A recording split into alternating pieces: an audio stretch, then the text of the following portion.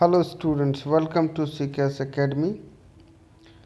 Today I have come with some short questions and answer of a new chapter, that is Too Many People, Too Few Trees by Moti Nishani.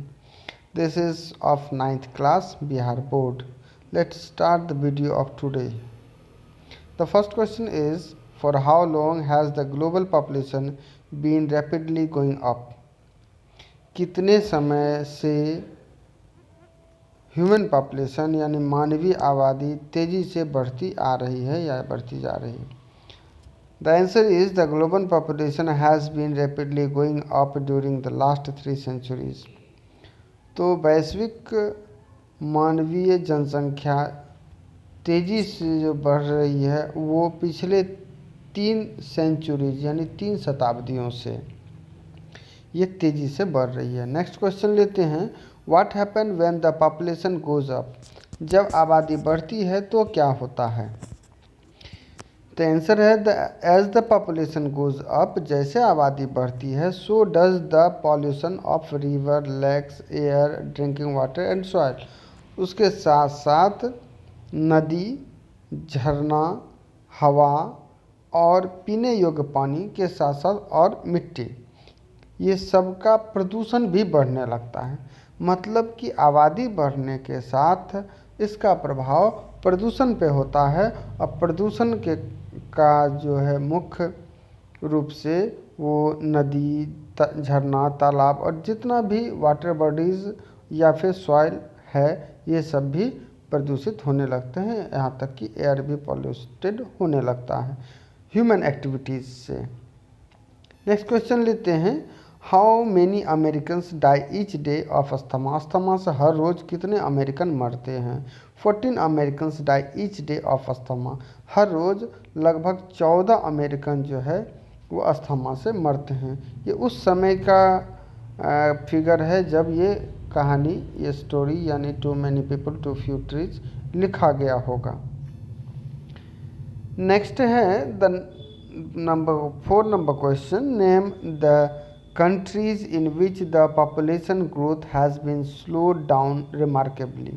उन देशों का नाम बताना है जहां population growth यानी जनसंख्या वृद्धि को काफ़ी बेहतरीन ढंग से कम कर दिया गया, यानी कि उसको स्लो डाउन कर दिया गया, उसकी रफ्तार को घटा दिया गया है। आंसर है the countries in which the population growth has been slow down remarkably are China, Thailand and Egypt. वो देश जहाँ पे पॉपुलेशन ग्रोथ यानी जनसंख्या वृद्धि को की रफ्तार को कम किया गया है, धीमी किया गया है, और वो देश चाइना, थाईलैंड और इजिप्ट है। नेक्स्ट क्वेश्चन है, the productivity and general health of the world's forest is threatened how? जो प्रोडक्टिविटी और जनरल हेल्थ है ऑफ वर्ल्ड्स फॉरेस्ट का यानी पूरे दुनिया के जंगलों का, वो आज खतरे में है। कैसे? The productivity and general health of the world's forest is threatened by such things as greenhouse effect, ozone layer depletion, airborne pollution and acid rain. जो जनरल हेल्थ और प्रोडक्टिविटी है वर्ल्ड फॉरेस्ट का, उसको जो खतरा है वो मुख्य रूप से ग्रीन हाउस इफेक्ट, हरित गृह प्रभाव, जिसे आपने बायोलॉजी में भी ये है और बायोलॉजी के साथ साथ ये ज्योग्राफी यानी एसएसटी में भी ये पढ़ा, मतलब सिलेबस में है ग्रीन हाउस इफेक्ट। और ओजोन लेयर डिप्लेशन यानी कि ओजोन का जो परत है उसका जो क्षय है, एयरबोर्न पॉल्यूशन हवा से संबंधित प्रदूषण जो है, या फिर एसिड रेन जो अम्लीय वर्षा है, इन सभी के कारण जो है जो प्रोडक्टिविटी ऑफ फॉरेस्ट है यानी कि जंगल की वृद्धि जो है वो और उसका जो हेल्थ है वो प्रभावित हो रहा है। नेक्स्ट क्वेश्चन नंबर 6 है, what hamper the ability of the biosphere to sustain life?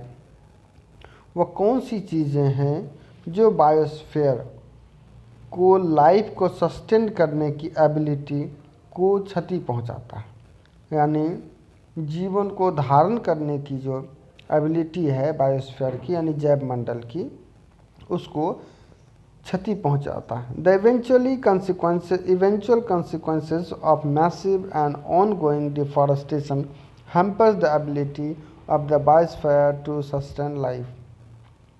तो द इवेंचुअल consequences जो वास्तविक परिणाम जो है massive and on going deforestation, ये जो जंगल की बहुत तीव्र गति से कटाई हो रही है, ये बायोस्फीयर के यानी जैव मंडल के जीवन को बनाए रखने की क्षमता पर प्रभाव डालता है या उसको क्षति पहुंचाता है।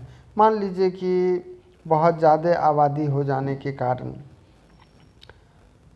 हम वृक्षों की कटाई करने लगते हैं। वृक्षों की कटाई के कारण क्या होता है कि पारिस्थितिकी असंतुलन उत्पन्न होता है। पारिस्थितिकी असंतुलन के कारण हमें देखने के लिए मिलता है कि कभी बाढ़, कभी सूखा, कभी जाड़ा, कभी बरसात, मतलब कोई भी सीज़न एक लिमिटेड पीरियड में ना रह के इधर उधर आगे पीछे होने लगता है, जिसके कारण प्रोडक्टिविटी भी प्रभावित होती है। इस तरह से ढेर सारा प्रॉब्लम्स उत्पन्न होता है, जिससे कि लाइफ यानी कि मूलतः हमारा जो जीवन है या जीव जंतुओं का वो प्रभावित होने लगता है। चलिए अगला क्वेश्चन लेते हैं। How does deforestation in Nepal affect India? Nepal में जो डिफॉरेस्टेशन होता है वो भारत को कैसे प्रभावित करता है? The deforestation in Nepal causes devastating floods in India. तो नेपाल में जो डिफॉरेस्टेशन यानी जंगलों की कटाई होती है उसके कारण भारत में विनाशक बाढ़ की स्थिति उत्पन्न होती है। Thus it affects a huge population of India. इस तरह से ये भारत की एक घनी आबादी को, एक बड़ी आबादी को प्रभावित करता है।